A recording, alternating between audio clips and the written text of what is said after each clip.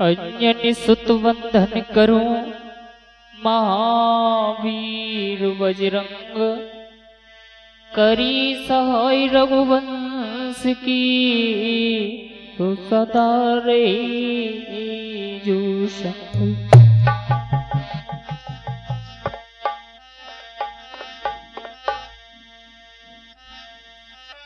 तो गुरुदेव नाम ललहाम जिनका और सर्व मंगल धाम है, पूज्य गुरुदेव को मेरी कोटि मुकोटि प्रणाम है।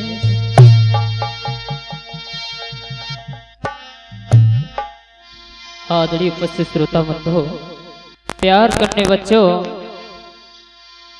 पल्ले मुंह पर चलने वाली हमारी माताएं शक्ति, देखते हैं इस कथा के बारे में। सत्यव्रत के पुत्र महाराज त्रिशंकु के बारे में। महाराज त्रिशंकु बहुत अच्छे राजा हैं। इनके घाट पर शेर बकरी एक ही घाट पर पानी पिया करती हैं। कैसे हैं वो राजा मामा जी? नीतिवान भूपाल सुनाऊ हाल सभी सरदारी,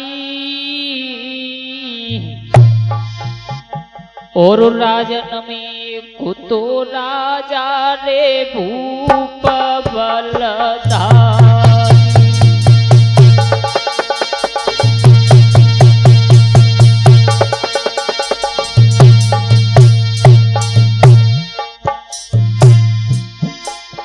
राजन में कुतो राजा रे भूप बलधारी,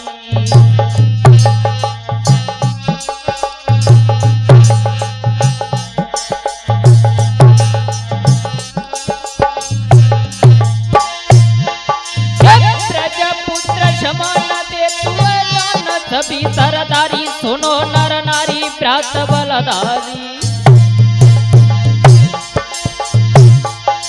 जगिया सकीरत की दो जा रे स्वर्ग में भैया गारी, जगिया सकीरत की दो जा रे स्वर्ग में भैया गारी।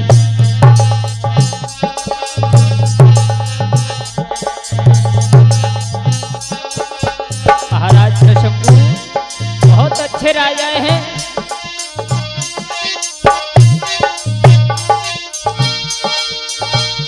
यही भूप बड़ो बलधारी है, जगी लीला बड़ी निराली है। यही बहुत बड़ा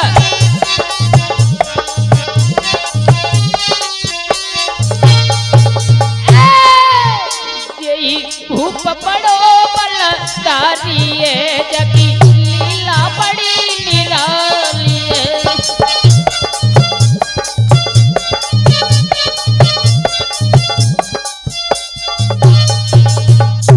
महाराज त्रिशंकु बहुत अच्छे राजा हैं।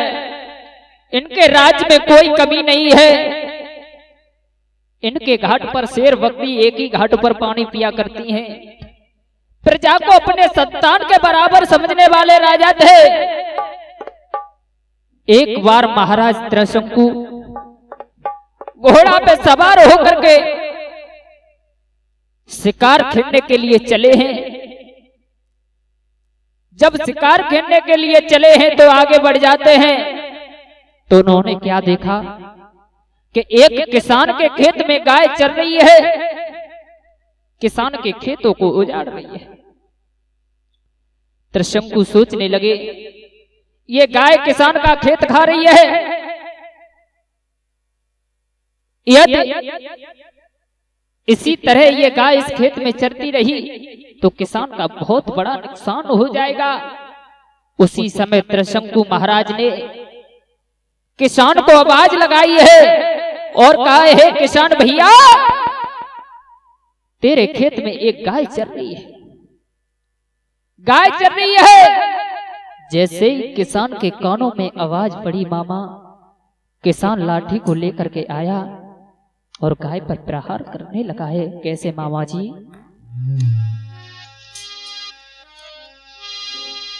आज गाय पर जैसे ही लाठी का प्रहार किया, गाय का एक तरफ का कूला बैठार दिया। गाय के आंखों से अश्रुधारा बह रही है। मामा जी, अरे लाठी तई जमाई, गाय धरती पे डाली तई।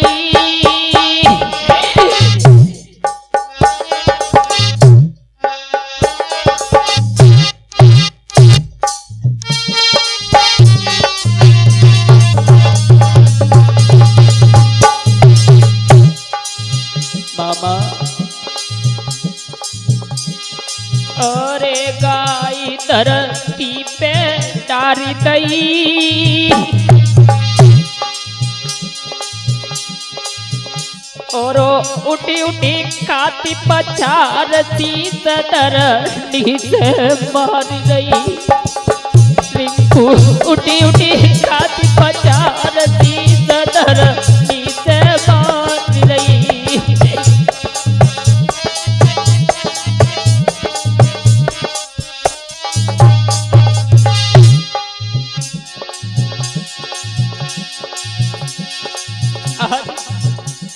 गाय का कूला बैठार दिया। कहीं तो गाय माता खड़ी हो जाती है, कभी जमीन पर गिर जाती है। सोच रही है महाराज त्रिशंकु, तेने अच्छा नहीं किया मेरे साथ, तेने अच्छा नहीं किया। अरे गाय को कूलो बैठारो, और गैया रही लमाई तू कतिने करे डारो बारो। मामा कहिया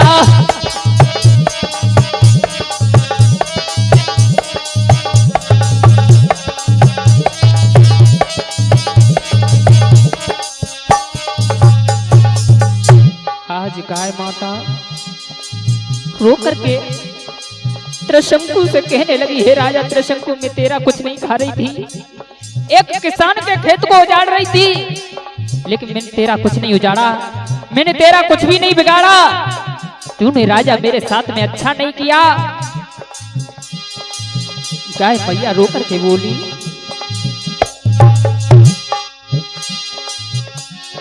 अरे बुरा तेरे राज में हुई राजा, तेरे राज में तू खया पार सुख नए गैया ने पाया। मामा दुख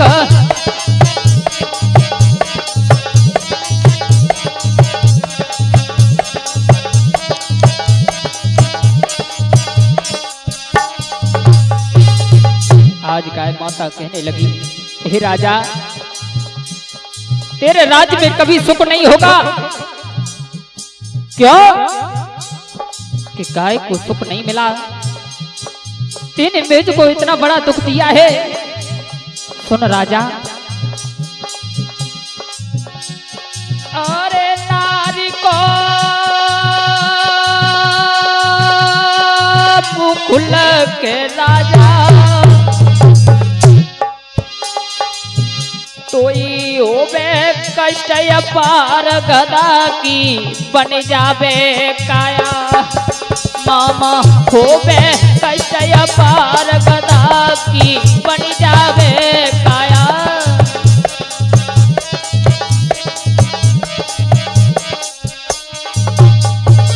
आज माँ कहने लगी, गाय श्राप देने लगी है। गाय माँ ने कहा, हे त्रिशंकु, जिस दिन तू अपनी नारी का मुख लखेगा तो तेरी एक गधा की काया बन जाएगी, तुझे सुख नहीं मिल सकता।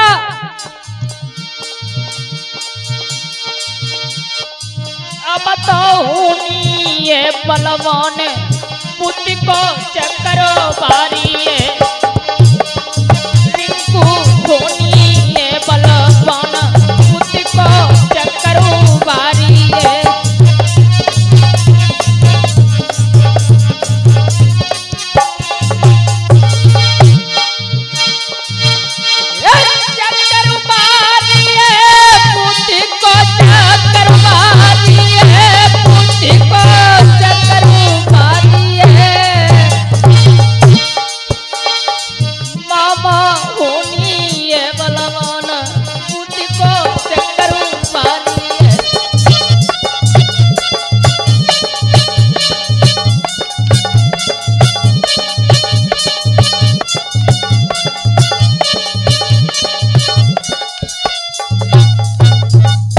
मैया ने श्राप दिया है। जवाब दिया, हे महाराज त्रिशंकु, जिस वक्त तू अपनी पत्नी का मुख लखेगा उस समय तेरा ये मनुष्य का शरीर है वो गधा का हो जाएगा। अब तो महाराज त्रिशंकु गाय के चरणों पर गिर जाते, कहने लगे, मां मैं नहीं जानता था, मुझे क्षमा कर दो।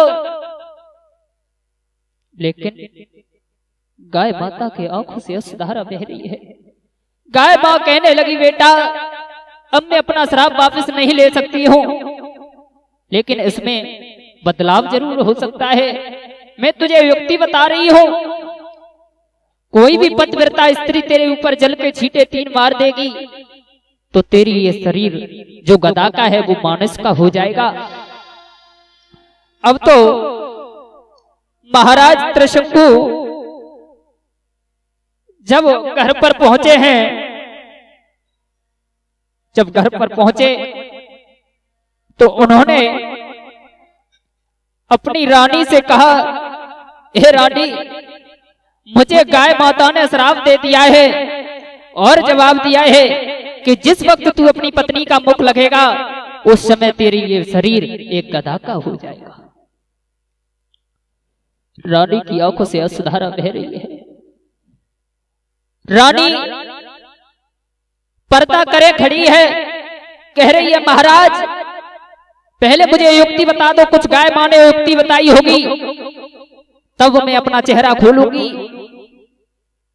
त्रिशंकु कहने लगे, युक्ति तो बताई है कि कोई भी पतिव्रता स्त्री मेरे ऊपर जल के छींटे मार देगी तो मेरी मनुष्य की काया हो जाए।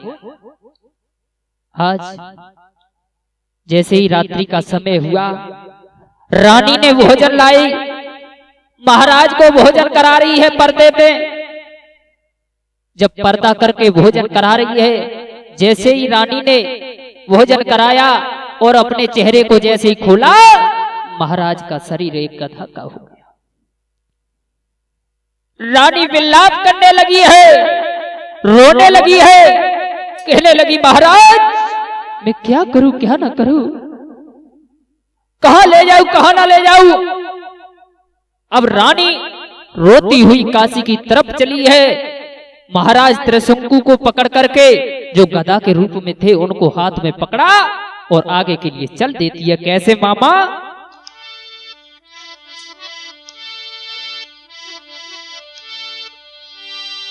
अरे रानी सतीरथा रही रोई और पति को काशी में ले जावे।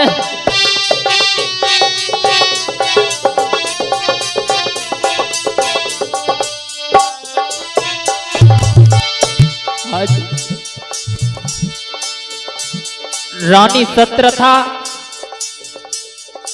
अपने पति को पकड़ करके चली है काशी की तरफ। मामा जी,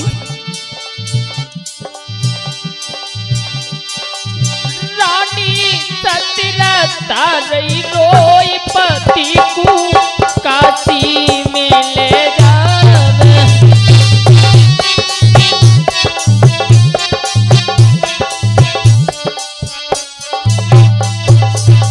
मामा आंखों से अश्रुधारा बह रही है, धीमे धीमे रोती हुई आगे के लिए बढ़ रही है। अरे काशी में ले जावे, अरे काशी में ले जावे।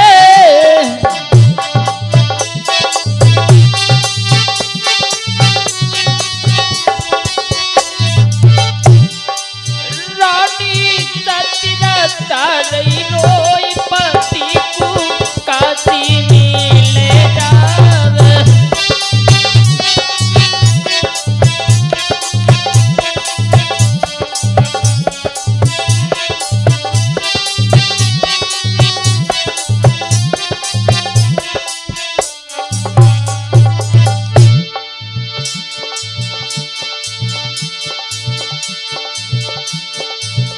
जब काशी से रामी आई पति की रही टेल बजाई,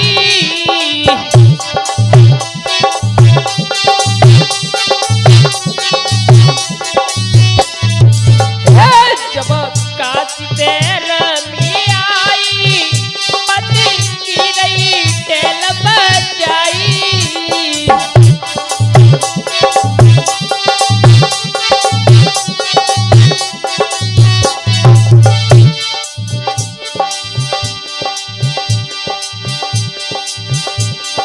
अरे करम ना मिलेगी तो ओई पति को काशी में ले जाव,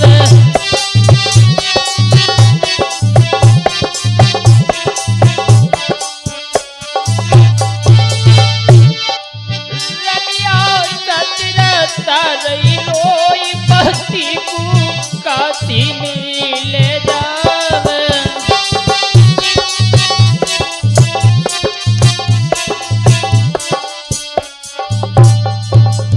आज रानी महाराज को पकड़ करके काशी की तरफ चली है और जैसे ही काशी शहर में आई तो काशी के राजा ने सुना कि एक स्त्री गधा को अपना पति बता रही है, गधा को अपना पति बता रही है। मंत्री को आदेश दिया और जवाब दिया उस रानी को बुला करके लाओ, कौन हो स्त्री है, कहां से आई है। अब तो मंत्री ने जैसे ही सुना तो आज मंत्री सत्रथा के पास में आ जाता है, कहने लगा हे रानी आपको हमारे महाराज ने बुलाया है। तुम्हारे महाराज ने जवाब दिया आज सत्रता महाराज के पास पहुंची है, हाथ जोड़ के कहने लगी हे राजन आपने मुझे क्यों बुलाया है, क्या कारण है। महाराज कहने लगे हे रानी जो तुम गधा पकड़े हो वो कौन है। रानी कहने लगी आंखों में आंसू लेकर के ये गधा नहीं है, ये मेरे पति हैं, इन्हें श्राप एक गाय ने दे दिया है इसलिए ये इनका शरीर गधा का हो गया है, गधा का हो गया है। अब तो महाराज काशी के राजा ने पूछा हे रानी कुछ युक्ति बताई होगी। जवाब दिया हाँ युक्ति बताई है कि कोई पतिव्रता स्त्री इनके ऊपर जल के छींटे डाल देगी तो इनकी शरीर जो गधा का है वो मानुष का हो जाएगा। राजा ने सारे शहर में कब कह दिया काशी के लोगों जो कोई भी पतिव्रता स्त्री हो, जिस किसी के घर से पतिव्रता स्त्री हो वो इस गरे पर आकर के जल के छींटे डाले। काशी में से अनेक स्त्रियां आई, लोटा में उठाया जल को भरा उस गधे पर डालती हैं, लेकिन गधा तैसा का तैसा ही रहा, लेकिन उसकी काया मानुष की नहीं हुई। जब मनुष्य की काया नहीं हुई राजा कहने लगा यदि कोई और शहर में बचा हो मंत्री तो बुलाओ। जवाब दिया महाराज अब तो कोई नहीं बचा, केवल एक मेहतरानी जरूर बच गई है। राजा कहने लगा उस मेहतरानी को लेके आओ। जब मेहतरानी को बुलाया तो मेहतरानी हाथ जोड़ के कहने लगी महाराज मैं पतिव्रता तो अवश्य हूं, लेकिन आप ऊंच नीच की बात ना मानो तो मैं इसके ऊपर जल के छींटे डाल दूं। काशी के राजा कहने लगे इसमें ऊंच नीच की क्या बात है, यदि आप पतिव्रता हो तो इसके ऊपर जल के छींटे डालो। रानी ने आज हाथ जोड़ के मेहतरानी से कहा हे भेद तुम मेरे पति पर छींटे डाल दो, इसमें कोई ऊंच नीच की बात नहीं है। मेरे पति का शरीर एक गधा का है, उनकी काया ये मनुष्य की हो जाएगी। मेहतरानी कहने लगी कोई बात नहीं बहन। उसी समय मेहतरानी ने लोटे को उठाया, अपने पति को ध्यान दिया। जैसे ही पति का ध्यान धरा है, पति का ध्यान धर करके उस गधा पर जैसे ही 3 छींटे डाले उसकी काया मानस की हुई। बोलिए गोविंद भगवान की। आज जब मानुष की काया हो जाती है तो राजा त्रिशंकु ने हाथ जोड़ के कहा, हे मां, कुछ मुझसे वरदान मांग लो। आपने गदा से एक मनुष्य रूप में किया है, आप मां एक मुझसे कुछ ना कुछ वरदान अवश्य मांगो। मेहतरानी कहने लगी, कुछ नहीं बेटा, मुझे कुछ नहीं चाहिए। त्रिशंकु अपनी हट पर ठहर जाते हैं, कहने लगे कुछ ना कुछ अवश्य मांगो।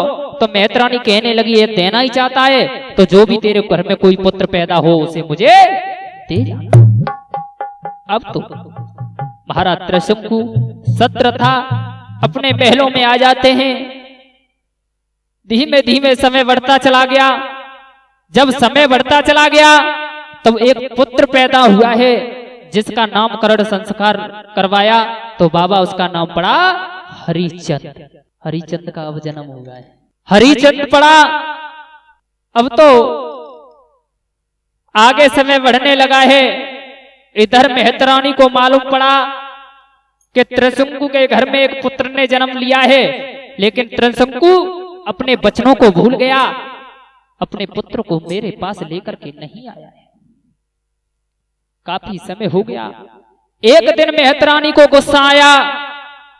गुस्से में आकर के महाराज त्रिशंकु के दरबार पर आकर के उस मेहतरानी ने कहा, ए राजा त्रिशंकु, तू अपने बचनों को भूल गया।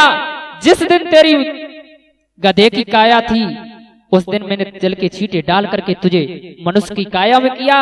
जा, मैं तुझे श्राप देती हूं, तेरा यही पुत्र किसी दिन मेरे यहाँ पर आकर के नीर भरेगा। हरिचंद ने इसलिए नीर भरा केवल शराब के द्वारा, वैसे कोई दुश्मनी ना आई। बोलिए गोविंद भगवान की।